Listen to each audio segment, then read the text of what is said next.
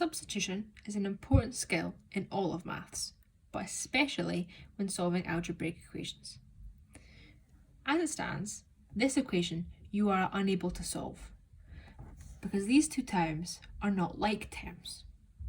However, if I told you that x was equal to 2, you now have enough information, because what this is telling you is that x and 2 are equivalent.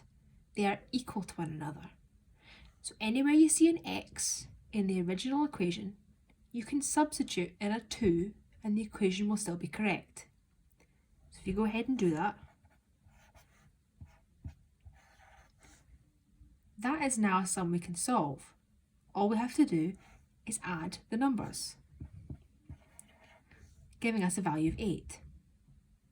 Now, here's a different example.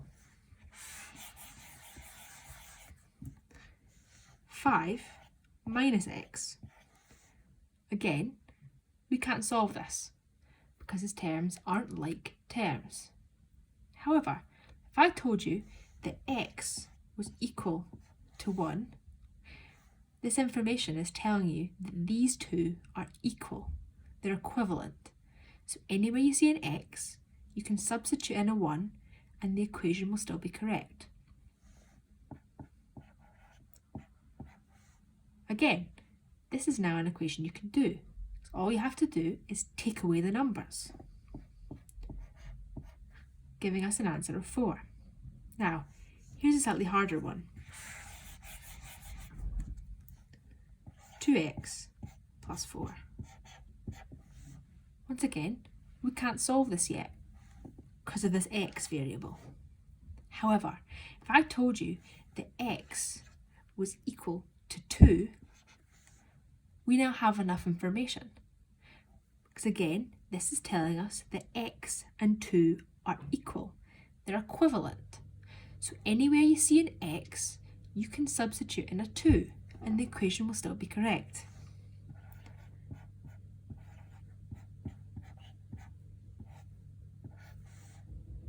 Now, because these two are next to one another, it means we have to multiply them.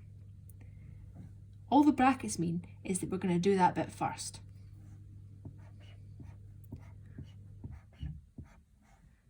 Now, all we have to do is add the numbers, giving us a value of 8. Now, here's a harder one still. What if I told you that y plus 3x? Once again, we can't solve this yet. We don't have enough information because we still have the y and the x terms. However, if I told you that y is equal to 2 and x is equal to 1, we now have enough information. Because as before, this is telling us that y and 2 are equal. They're equivalent. So anywhere we see a y, we can substitute in a 2 and the equation will still be correct. It's same for the x term. So if we substitute them in,